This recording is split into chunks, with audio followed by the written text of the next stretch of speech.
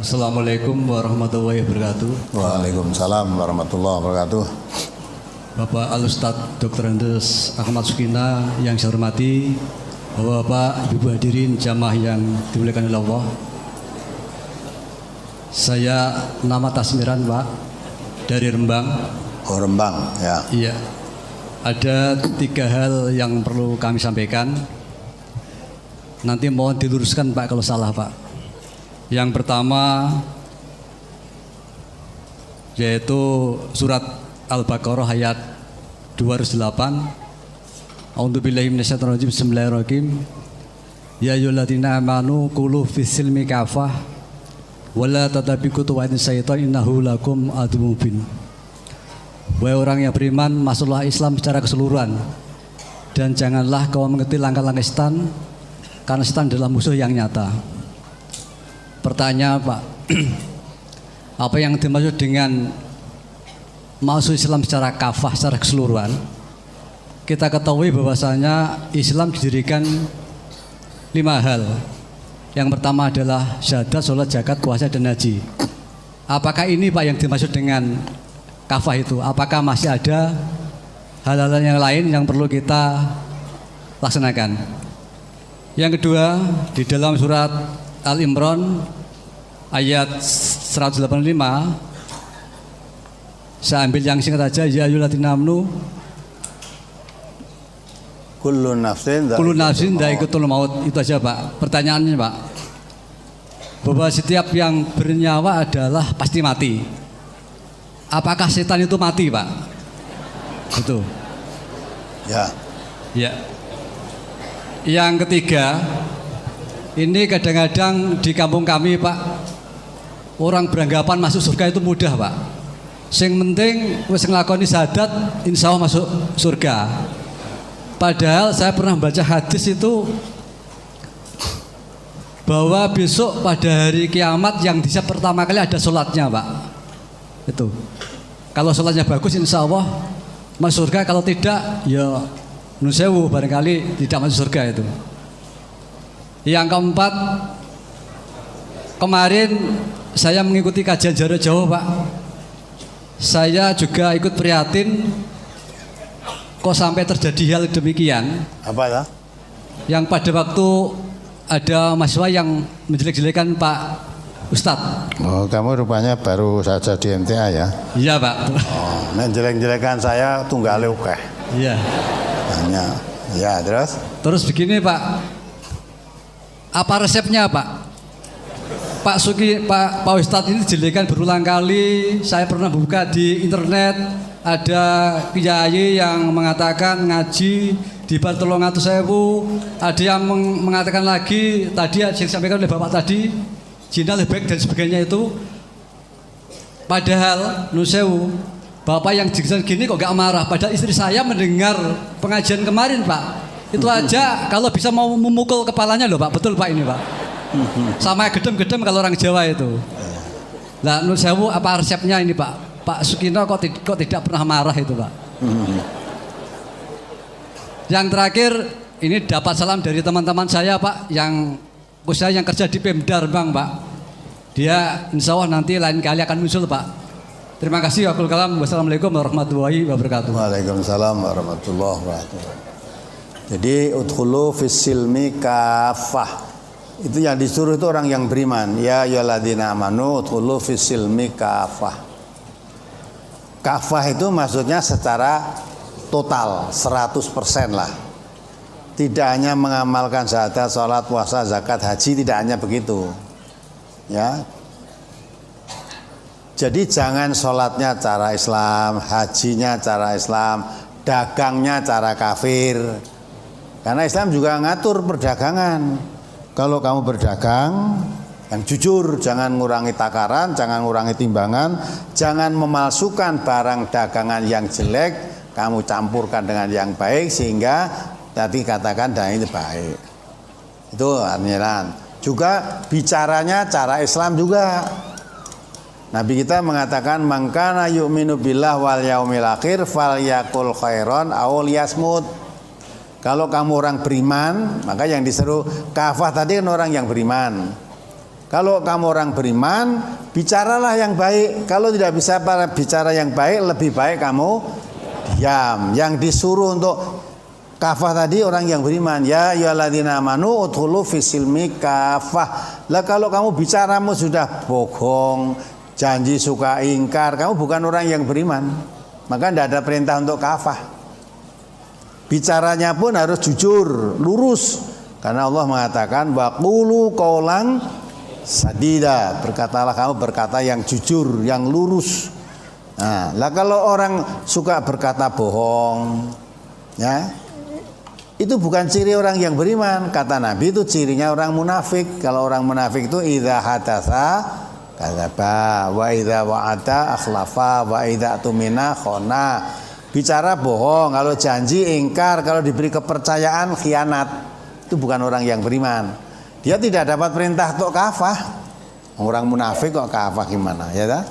Jadi maksudnya kita masuk Islam secara kafah itu ya rukun Islam itu dijalani, di samping itu syariat Islam yang lain. Cara berpakaiannya cara Islam, bicaranya cara Islam, janjinya cara Islam, dagangnya cara Islam, makannya cara Islam. Itu secara keseluruhan. Makan cara Islam itu gimana toh?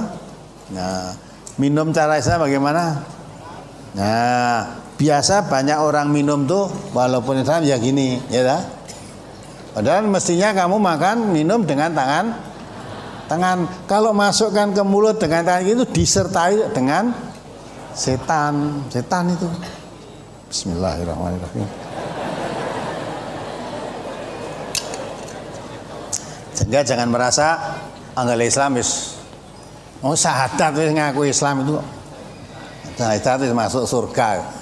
Memang betul, kalau kamu mengamalkan syahadat, jelas kamu masuk surga. Betul itu. Tapi orang mengamal bukan sekedar asyhadu alla ilaha illallah wa muhammadar rasul, bukan situ.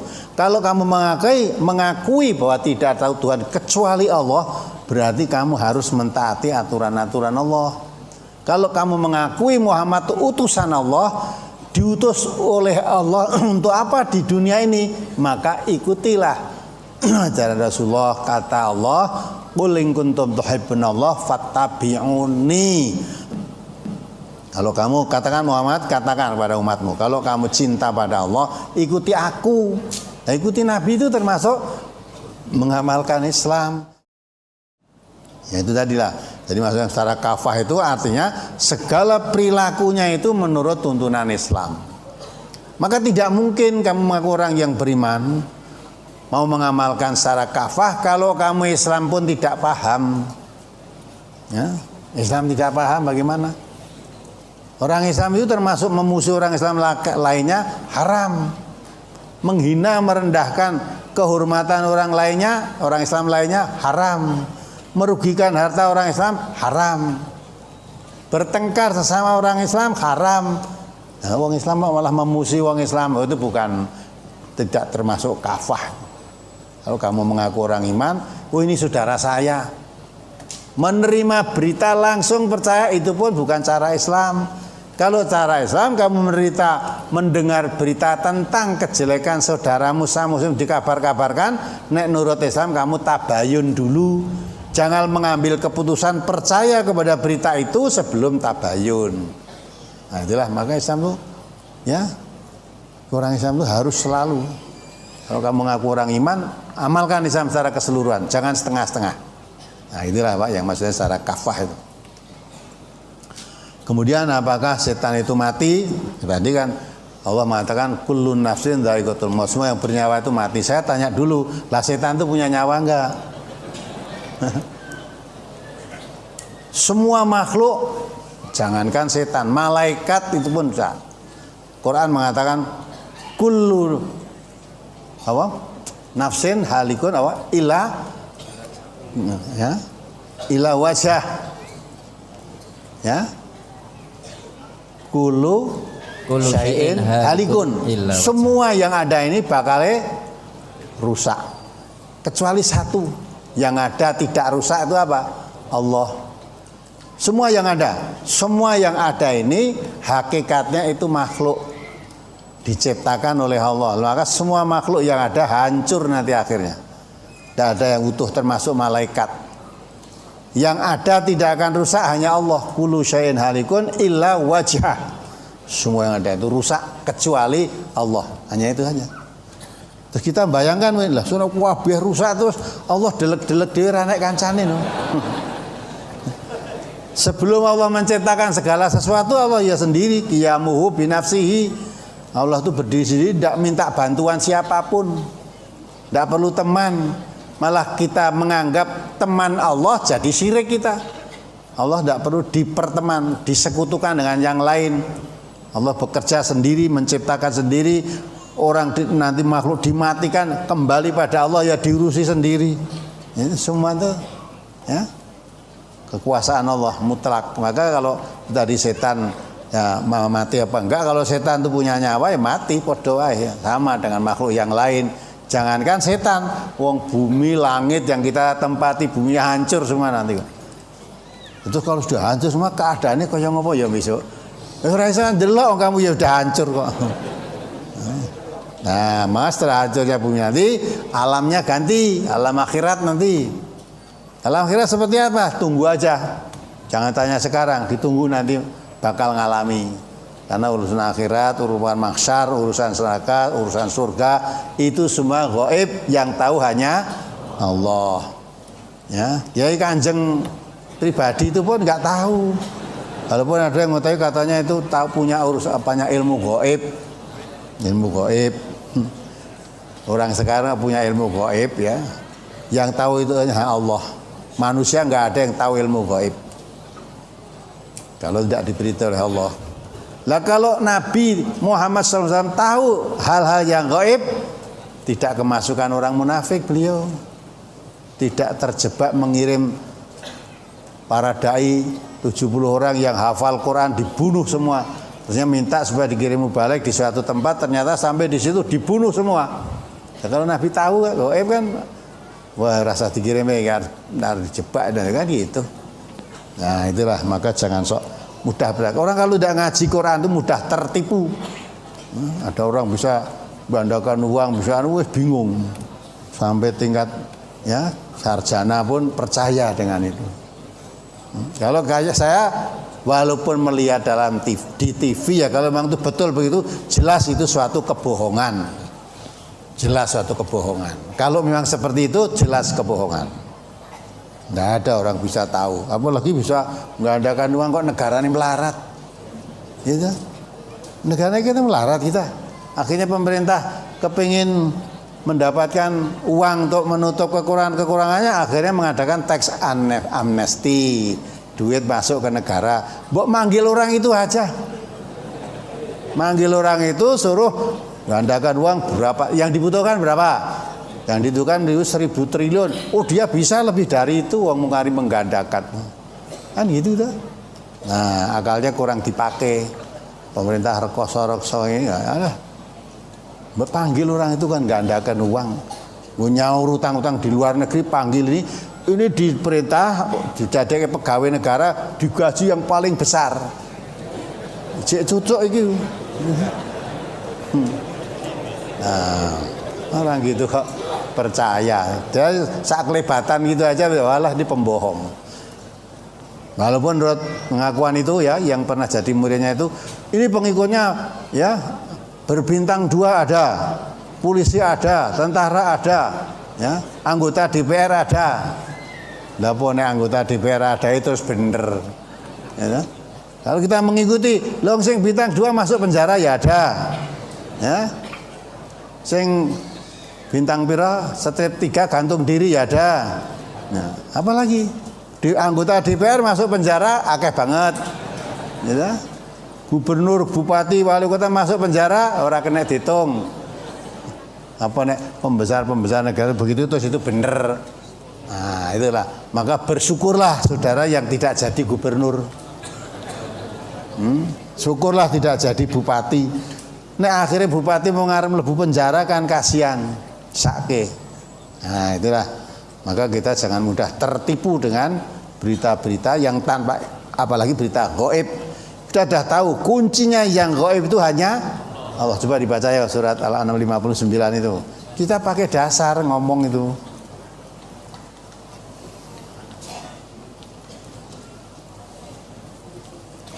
Surat 59 surat Al-An'am.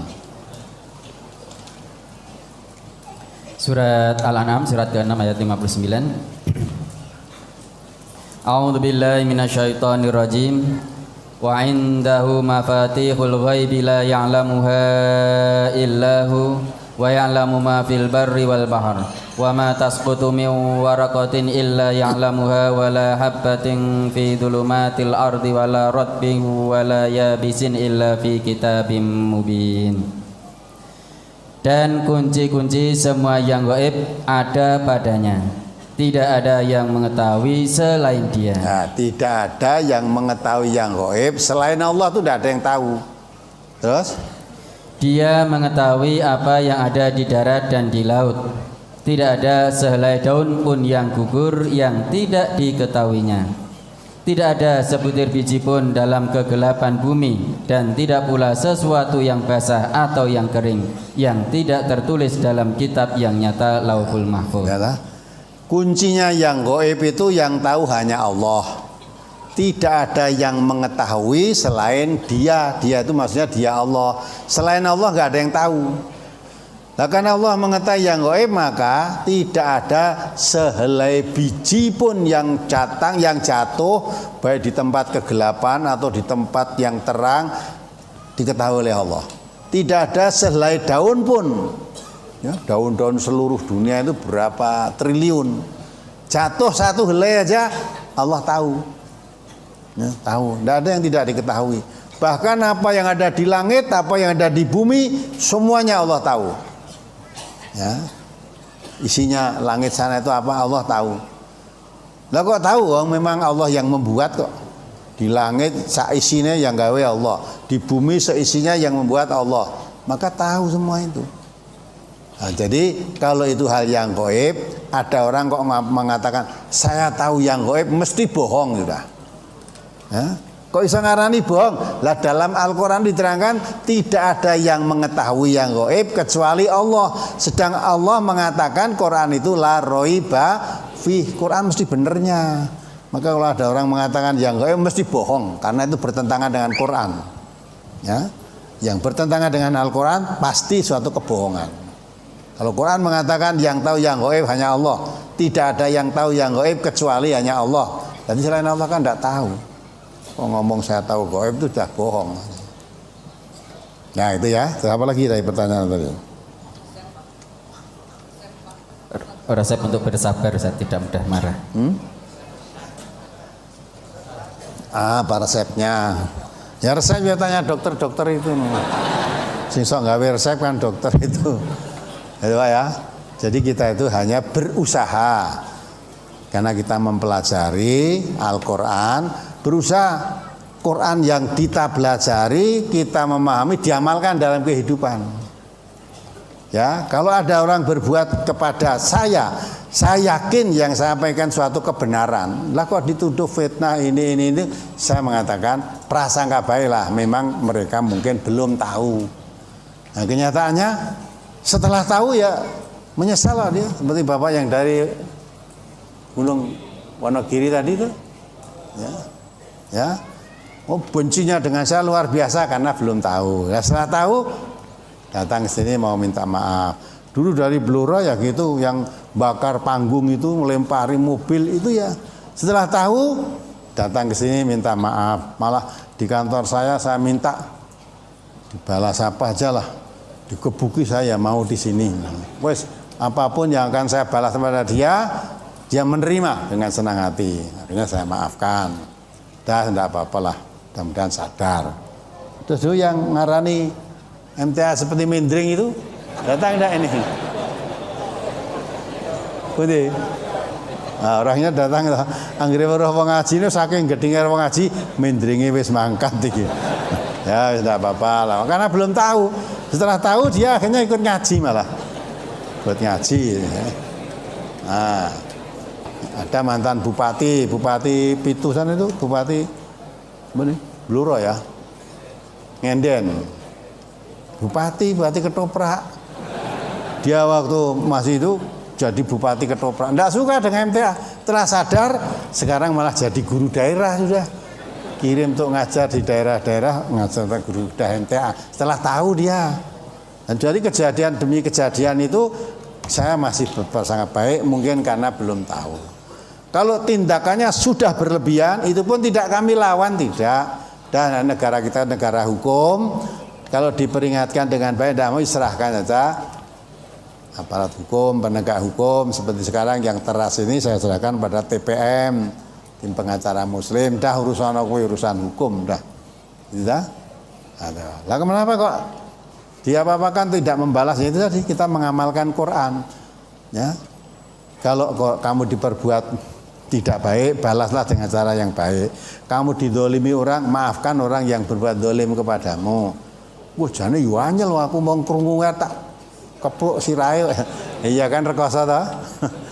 Jadi yang kamu marah dengan itu malah rekoso. Maka saya nggak mau rekoso kok.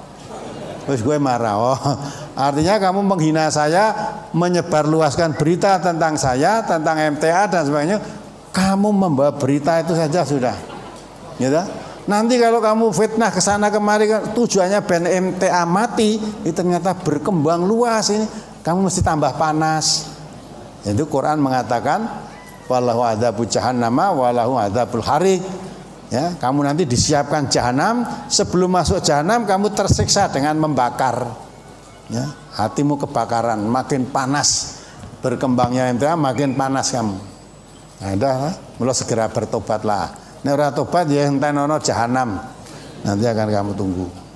Nah, itu jadi kita tidak usah bingung-bingung. Pokoknya hasil Quran yang kita kaji, kita pahami, kalau itu perintah kita jalankan, kalau itu larangan kita tinggalkan. Sudah praktis. Ya, amalkan Quran ini mesti ora bakal keliru, ora bakal sesat. Lah kadang dibenci manusia kalau begitu. Ya, memang resikonya kalau orang yang mau ngamal tuntunan Allah itu pilih salah satu. Dicintai manusia, dibenci Allah, apa dibenci manusia, dicintai Allah. Nek iso kalau bisa itu ya bagaimana dicintai manusia, bagaimana dicintai Allah. Tapi kalau harus terpaksa milih salah satu, ya tentu kita mencintai Allah. Perkara saya melaksanakan perintah Allah, manusia mau bicara apa silahkan. Benci boleh, senang boleh. Bencimu tidak saya reken, kesenanganmu tidak saya reken juga. Saya mengharap ridhonya Allah. Wong benci rekoso ya. Maka jangan naruh rasa kebencian pada siapapun. MTA itu enggak tanamkan ya, tidak punya rasa musuh pada siapapun. Walaupun diserang, difitnah, dia harus biarkan sajalah. Enggak usah dipikir itu. Kita tetap menghadapkan diri kepada Allah dengan ikhlas. Inna sholati wa nusuki wa mahyaya wa mamati lillah, itu resepnya. Ya. Kalau saya diharapkan ridha Allah, tidak mendengar orang mencaci maki, tidak didengar orang menyebar fitnah, tidak didengar orang memuji-muji. Ya, kamu mencaci itu hakmu, kamu memuji itu hakmu. Ya, tapi kalau saya merasa yang kita lakukan itu benar, sudah manusia mau bicara apa terserah, tidak ada manfaatnya kita nanggapi itu, gitu ya. Nah, jadi harusnya dia laksanakan oleh seluruh warga MTA yang sudah memahami Quran. Ya, memahami Quran, memahami hadis-hadis Nabi, surasah di gatek wong mau ngomong aja. Dan jangan pekewuh mau ngamalkan tuntunan agama ini tak taren karo kiwa tengene. Saya mohon begini nanti wah gimana tetangga. Enggak usah pikir tetangga, senang boleh, tidak senang boleh. Ya, itu hakmu. Kamu demo ya boleh, tidak kamu demo ya boleh. Demo kowe bengok-bengok nganggo cangkemmu dhewe ya tak keselmu gitu loh. Sak keselmu. Tapi kalau sampai tindak nanti anarkis ya urusannya dengan aparat penegak hukum.